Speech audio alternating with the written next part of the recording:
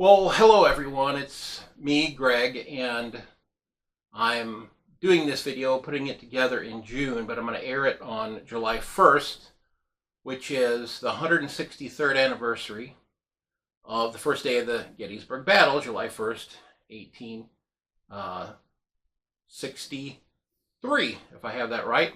And so we're going to talk about some of the myths of the Battle of Gettysburg, a lot of which were promulgated by the Killer Angels book, the Gettysburg movie, some not in those works, but just kind of floating around in the general consciousness. So this video will talk about some general myths of Gettysburg overall and the myths on July 1, and then tomorrow we'll talk about the July 2nd myths, which, yes, there's a lot of those around Joshua Chamberlain and Little Round Top in the 20th Maine, which we will cover in depth.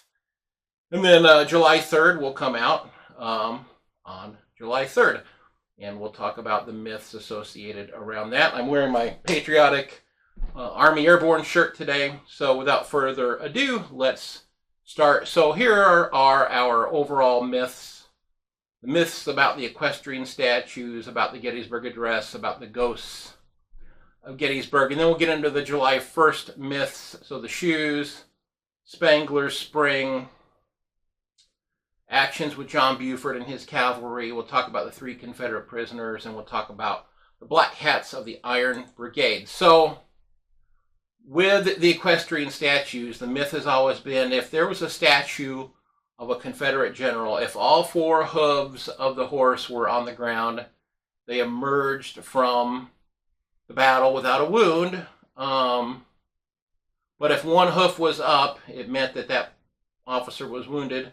If 2 hooves were up, it meant they were killed. And of course, if all 4 hooves were up, it means it was General Lee levitating, or the Confederate Air Force. No, that last part I just added. So actually, this was true until the Longstreet statue was put up around 1998.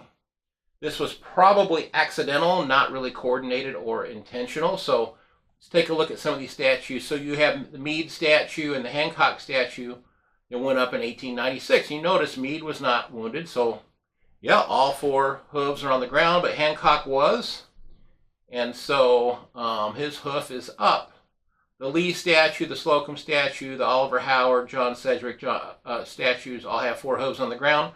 Reynolds has 2 up, so, and he was killed. Well, this is coincidental, not intentional. And then if you look at the Longstreet statue in 1998, it has 2 hooves up, and Longstreet was not wounded in the battle. That's also the only statue not literally on a pedestal, so that's interesting. But there's no rule that says if an officer was killed, he has to have 2 hooves up on his horse if he is portrayed being on a horse. The next myth is about the Gettysburg Address, that Abraham Lincoln finished it on the back of an envelope on the way to Gettysburg, but the fact is, no, the original copy is on White House stationery. It's in the Library of Congress, so we know what he wrote it on. Many people talking about him working on that address before he left Washington. He put the finishing touches on the address in a private home at Gettysburg, and I stole this basically word for word from American Battlefield Trust's website, but no, he didn't write it on the back of an envelope on the train on the way up to Gettysburg. So Harriet Beecher Stowe started this. She said she had seen the president jot down the speech in only a few moments. Andrew Carnegie later claimed he had handed Lincoln the pencil he used to write the speech. Stowe was in Boston and Carnegie was in Pittsburgh, so how they would have known that is beyond me.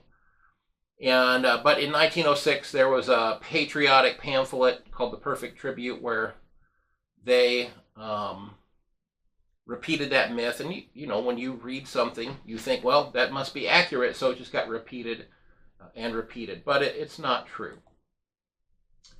There were no ghost stories about Gettysburg until the 1990s, which happens to coincide with people making money on ghost books and tours. And today there's a lot of books and tours available for visitors. But most all these stories are not historical in nature. The American Battlefield Trust historian once heard a ghost story told in 1993 presented as fiction. And then 3 months later, it was in a book presented as a true story. So believe what you want to believe, but if water gets on a camera lens, it's water. Sun shines into a camera lens, it's not an energy sphere. I literally stole that from American Battlefield Trust's website. But yeah, the ghost stories, it's astounding. There weren't any until the early 90s. So I guess before that, people just didn't know about it. But oh, go figure, you can make money on a ghost tour at Gettysburg. So, July 1st, here's what we think we know. Here's the myth. The Battle of Gettysburg occurred as an accident when the poor under-equipped and underfed Southern boys went into town to try to get some shoes. John Buford's cavalry won the first day of battle because they were equipped with repeating rifles and held off the entire Southern army. Well, let's tackle these one at a time. So first, the shoes. And you know, look, this is lost cause propaganda, okay? It serves your purposes to say, oh, those poor Southern boys, they didn't even have shoes. How could they have beat the Union? It was an unfair advantage that the Federals had. Yeah, they had no shoes. And this is even, you can see this in the Gettysburg movie where the Confederate soldiers are going down, I think it's the Emmitsburg Road, and it shows them barefoot. Well, the first time that this is written about is 1877. There's no record of them getting shoes in Gettysburg. There is no shoe factory or shoe warehouse in Gettysburg. In fact, the guys on American Battlefield Trust joke if they had the money as a retirement job, they would open a restaurant called the Shoe Factory. So when people ask about where's the shoe factory, the Battlefield guys would refer them to that restaurant, and then they could make money off of them. But no shoe factory in Gettysburg. Pettigrew was foraging for whatever supplies he could get.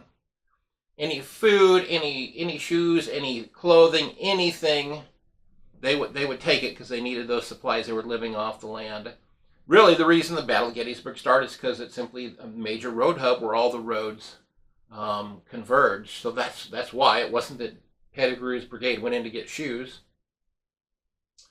Early had been in Gettysburg on June 26, so several days prior to the battle. Gordon's brigade had occupied the town. They confiscated 2,000 rations. On June 28, Lee requisitioned 1,500 pairs of shoes, but it was from York, Pennsylvania, not Gettysburg. And Pettigrew's brigade had been near Gettysburg on the 30th. They'd skirmished with Union cavalry, but they withdrew. And Pettigrew was warned by a spy, maybe it was the scout Harrison from the movie, we don't know for sure, and a local Confederate sympathizer that there were Union troops in town.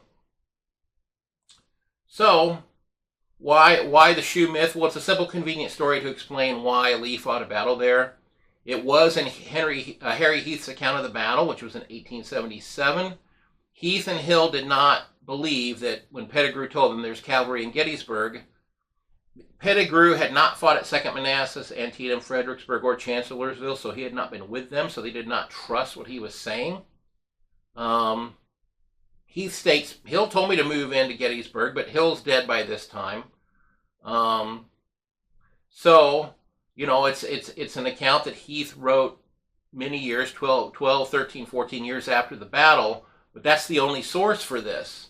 John Singleton Mosby says no. He refutes Heath's account.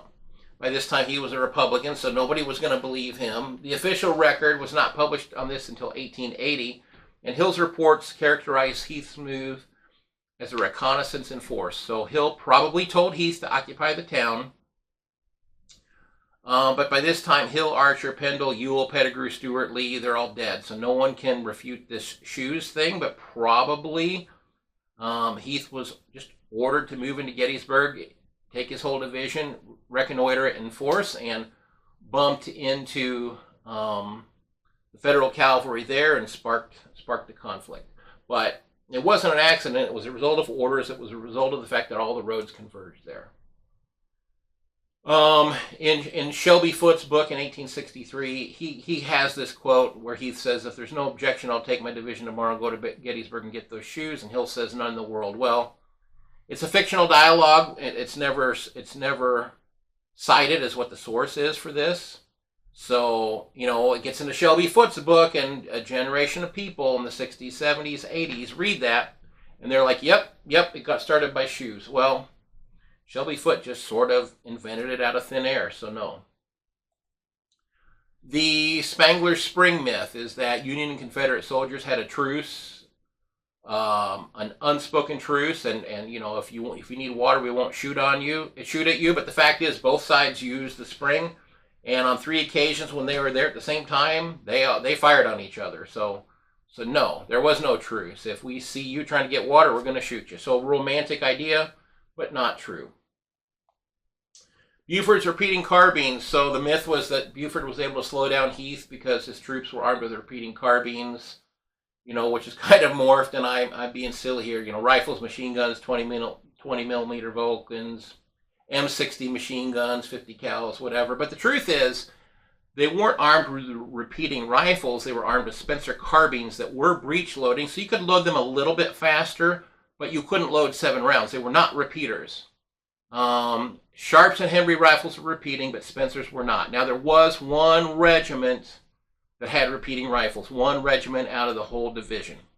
But again, it suits that lost cause mythology for Federal cavalry to have repeating rifles, because, you know, again, well, those poor Southern boys, they didn't have shoes, and they had inferior weapons, and so that no wonder we lost, because the Federals had an unfair advantage. So with those repeating rifles, which you didn't have, Buford's 2 cavalry brigades took a hard stand on McPherson's Ridge and held off Heath's entire division, sacrificing themselves in a bold, heroic battle. And you would kind of believe that, seeing the Gettysburg movie, but the fact is, Buford would hit them in withdrawal, fighting what we would call a classic delaying action. There was 1 fatality in the 1st Illinois Cavalry. That doesn't sound like hard fighting to me, and the entire command had 129 casualties. One of the Confederate infantry regiments that was opposing them had 7 wounded. So that doesn't sound like a hard fight to me. Now, he really did delay them, but he used those classic cavalry delaying tactics where you set up a skirmish line, you fire, you get them to stop what they're doing, deploy on line. By the time they get it together, you've withdrawn. And he just continued to trade space for time, as we call it classically. And he didn't ever just stand toe-to-toe with Confederate infantry. That's just not how the cavalry fought back then, so no. And the other myth is that Buford invented these dismounted tactics where one trooper holds 4 horses while the other 3 troops fight dismounted. Dragoons had been fighting dismounted at least since the American Revolution, so no, Buford did not invent that tactic. The 3 Confederate prisoners, there's a famous photo there, and they're pictured, you know, they're depicted in the movie Gettysburg, a little scene there. There's a lot of claims to the identity of those prisoners. There's even a U.S. postage stamp that talks about it. In the movie, Tom Chamberlain has a nice visit with them, but we have no idea who they were. Likely were Louisiana troops. Chamberlain was miles away still in Maryland when that picture was taken, and Matthew Brady didn't get to Gettysburg until 2 weeks after the battle was over, so it wasn't Matthew Brady that took that picture, and that was definitely taken after the fact. So here you see they name these soldiers Ephraim Blevins, John Baldwin, and Andrew Blevins, left to right, posed for a photo by Matthew Brady after they were captured in the Battle of Gettysburg in July 1863. Andrew is the great-great-grandfather of this person, etc. Well, okay. The Postal Service had originally named a Virginia barber named Clayton Dollinger to speak at the ceremony after they were informed that he was a descendant of not one but all 3 of the prisoners' picture. So, yeah, this guy claimed that he was a relative of all 3 of these guys, and he knew where they were. Numerous commentators poked holes in this story. So the biggest hole was the fact that Andrew Blevins died in 1863 of wounds received at Chancellorsville. So it's going to be hard to be at Gettysburg in July 1st of 1863. And so this story's been covered very well, that the idea that we have no idea who those troops were. So anyone who tells you they've got them identified is lying to you. The Black Hats of the Iron Brigade, that the Iron Brigade was the only people that had those black, they're called Hardee hats, and there's a picture above that's historical, and below that's a still from the movie Gettysburg, in this scene, beginning of the day, where John Reynolds says, you know, "Forward, men, for God's sakes, forward," right before he gets shot. That depicts the Iron Brigade. And they do, you can hear them say, "Iron Brigade, forward." Well, this picture is actually a soldier from the 150th New York Regiment near Atlanta in the Western Theater. So many people had Hardee hats, north and south, so it wasn't just the Iron Brigade. Speaking of, and here's a heavy artillery unit outside of Atlanta that has Hardee hats that you can see.